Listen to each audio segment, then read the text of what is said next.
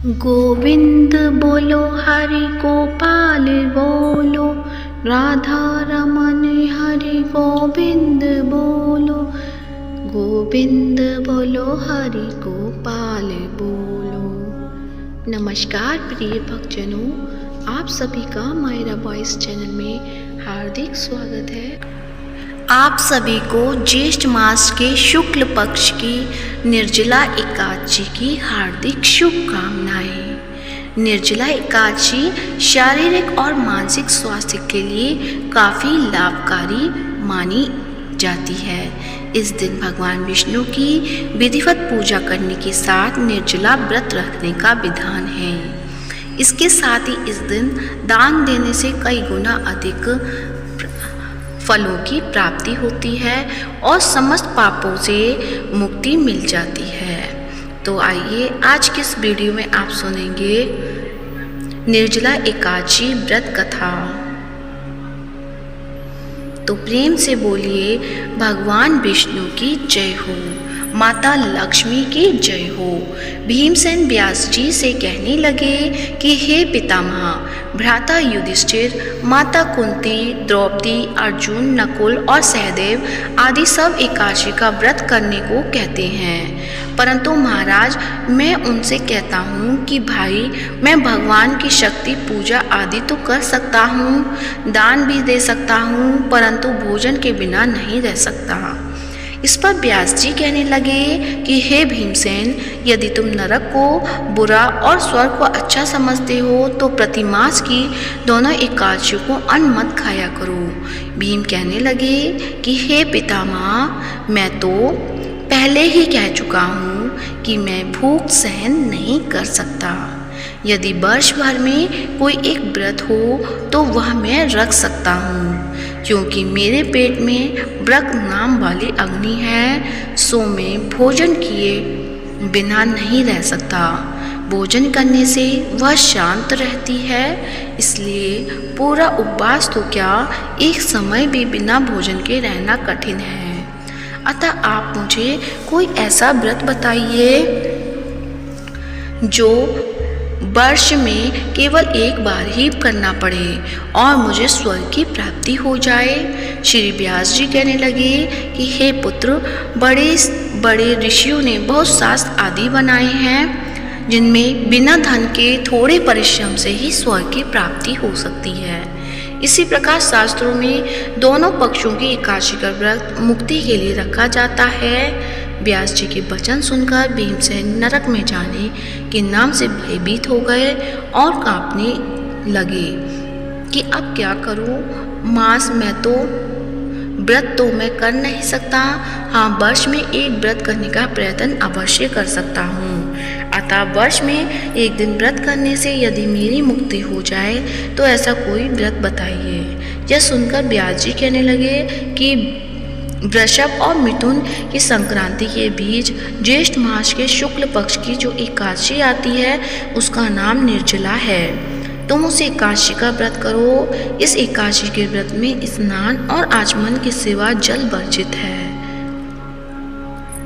आचमन में 6 मासे से अधिक जल नहीं होना चाहिए, अन्यथा वह मद्यपान की सदृश हो जाता है। इस दिन भोजन नहीं करना चाहिए, क्योंकि भोजन करने से व्रत नष्ट हो जाता है। यदि एकादशी को सूर्योदय से लेकर द्वादशी के सूर्योदय तक जल ग्रहण न करें तो उसे सारी एकादशियों के व्रत का फल प्राप्त होता है। द्वादशी को सूर्योदय से पहले उठकर स्नान आदि करके ब्राह्मणों का दान आदि देना चाहिए। इसके पश्चात भूखे और सत्पात्र ब्राह्मण को भोजन कराकर फिर आप भोजन कर लेना चाहिए। इसका फल पूरे एक वर्ष की संपूर्ण एकादशियों के बराबर होता है। व्यास जी कहने लगे कि हे भीमसेन, यह मुझको स्वयं भगवान ने बताया है। इस एकादशी का पुण्य समस्त तीर्थों और दोनों से अधिक है। केवल एक दिन मनुष्य निर्जला रहने से पापों से मुक्त हो जाता है। जो मनुष्य निर्जला एकादशी का व्रत करते हैं उनकी मृत्यु के समय यमदूत आकर नहीं घेरते, वरन भगवान के पार्षद उसे पुष्पक विमान में बिठाकर स्वर्ग को ले जाते हैं। अतः संसार में सबसे श्रेष्ठ निर्जला एकादशी का व्रत है। इसलिए यत्न के साथ इस व्रत को करना चाहिए। उस दिन ओम नमो भगवते वासुदेवाय मंत्र का उच्चारण करना चाहिए और गौ का दान देना चाहिए। इस प्रकार व्यास जी की आज्ञा अनुसार भीमसेन ने इस व्रत को किया। इसलिए इस एकादशी को भीमसेनी या पांडव एकादशी भी कहते हैं। निर्जला व्रत करने से पूर्व भगवान से प्रार्थना करें कि हे भगवान, आज मैं निर्जला व्रत हूँ, दूसरे दिन भोजन करूँगा। मैं इस व्रत को श्रद्धापूर्वक करूँगा, अतः आपकी कृपा से मेरे सब पाप नष्ट हो जाएं। इस दिन जल से भरा हुआ एक घड़ा वस्त्र से ढककर स्वर्ण सहित दान करना चाहिए। जो मनुष्य इस व्रत को करते हैं उनको करोड़ फल सोने के दान का फल मिलता है, और जो इस दिन यज्ञादिक करते हैं उनका फल तो वर्णन ही नहीं किया जा सकता। इस एकादशी के व्रत से मनुष्य विष्णु लोक को प्राप्त होता है। जो मनुष्य इस दिन अन्न खाते हैं वे चांडाल के समान हैं, वे अंत में नरक में जाते हैं। जिसने निर्जला एकादशी का व्रत किया है वह चाहे ब्रह्म हत्या हो, मद्यपान करता हो, चोरी की हो या गुरु के साथ द्वेष किया हो, मगर इस व्रत के प्रभाव से स्वर्ग जाता है। हे कुंती पुत्र, जो पुरुष या स्त्री श्रद्धापूर्वक इस व्रत को करते हैं उन्हें अग्रलिखित कर्म करने चाहिए।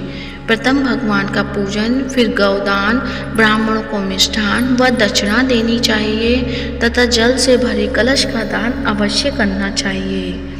निर्जला के दिन अन्न, वस्त्र, उपाहन आदि का दान भी करना चाहिए। जो मनुष्य भक्ति पूर्वक इस कथा को पढ़ते या सुनते हैं उन्हें निश्चय ही स्वर्ग की प्राप्ति होती है। तो प्रेम से बोलिए लक्ष्मीपति नारायण भगवान की जय हो, श्री हरि के अनंत स्वरूपों की जय हो।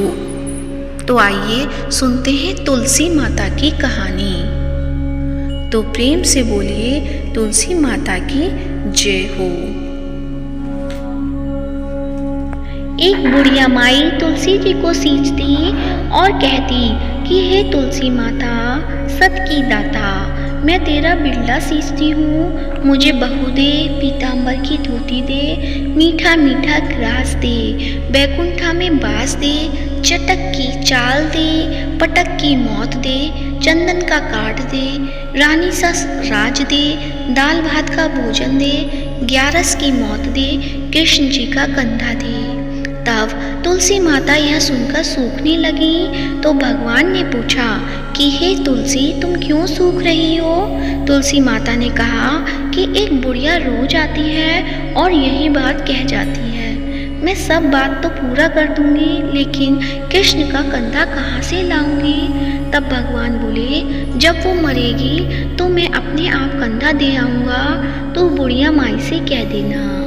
जब बुढ़िया माई मर गई सब लोग आ गए। जब माई को ले जाने लगे तो वह किसी से ना उठी।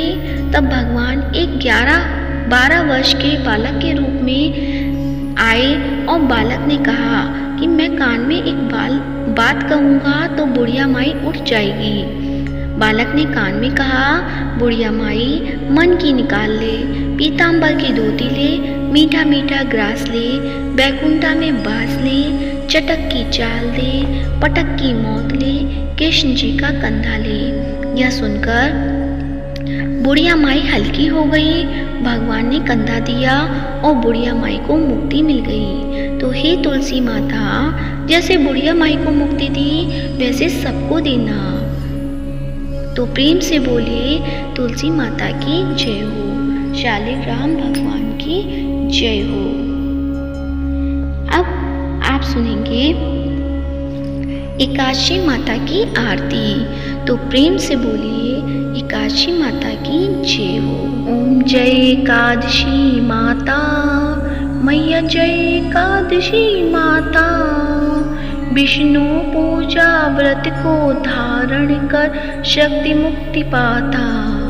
ओम जय एकादशी माता, तेरे नाम गिनाऊं देवी, भक्ति प्रदान करनी, गण गौरव की देनी माता, शास्त्रों में बरनी। ओम जय एकादशी माता। मार्गशीर्ष के कृष्ण पक्ष की उत्पन्ना विश्वतारिणी जन्मी। शुक्ल पक्ष में हुई मोक्षदा मुक्ति दाता बन गई। ओम जय एकादशी माता। पोष के कृष्ण पक्ष की सफला नामक है। शुक्ल पक्ष में होए पुत्रदा आनंद अधिक रहे। ओम जय जय एकादशी माता। नाम सटतिला माघ मास में कृष्ण पक्ष आवे। शुक्ल पक्ष में जया कहावे विजय सदा पावे। ओम जय जय एकादशी माता। विजया फागुन कृष्ण पक्ष में शुक्ला आमल की। पाप मोचनी कृष्ण पक्ष में चैत्र महावली की। ओम जय एकादशी माता। चैत्र शुक्ल में नाम कामदा धन देने वाली। नाम बरोथनी कृष्ण पक्ष में बैसाख महाबाली। ओम जय एकादशी माता। शुक्ल पक्ष में होई मोहिनी अपरा ज्येष्ठ कृष्ण पक्षी। नाम निर्जला सब सुख करनी शुक्ल पक्ष रखी। ओम जय एकादशी माता। योगिनी नाम आषाढ़ में जानो कृष्ण पक्ष करनी। देवशयनी नाम कहायो शुक्ल पक्ष धरनी। ओम जय एकादशी माता। कामिका श्रावण मास में आवे कृष्ण पक्ष कहिए। श्रावण शुक्ला होए पवित्र आनंद से रहिए। ओम जय एकादशी माता। अजा भाद्रपद कृष्ण पक्ष की परिवर्तनी शुक्ला। इंद्राश्विन कृष्ण पक्ष में व्रत से भवसागर निकला। ओम जय एकादशी माता। पापान कुशा है शुक्ल पक्ष में आप हरनहारी। रमा मास कार्तिक में आवे सुखदायक भारी। ओम जय एकादशी माता। देवठान शुक्ल पक्ष की दुख नाशक मैया। पावन मास में करूं विनती पार करो नैया। ओम जय एकादशी माता। परमा कृष्ण पक्ष में होती जन जंगल करनी। शुक्ल पक्ष में होए पद्मिनी दुख दरिद्र हरनी। ओम जय एकादशी माता। जो कोई आरती एकादशी की भक्ति सहित गावे। जन गुरुदिता स्वर्ग का बासा निश्चय वह पावे। ओम जय एकादशी माता। मैया जय एकादशी माता। तो प्रेम से बोलिए तुलसी माता की जय हो। शालिग्राम भगवान की जय हो। आज का वीडियो पसंद आया है तो वीडियो को लाइक करें, शेयर करें, साथ ही चैनल को सब्सक्राइब करें। आप सभी का निर्जला एकादशी का व्रत शुभ और फलदायक हो। धन्यवाद।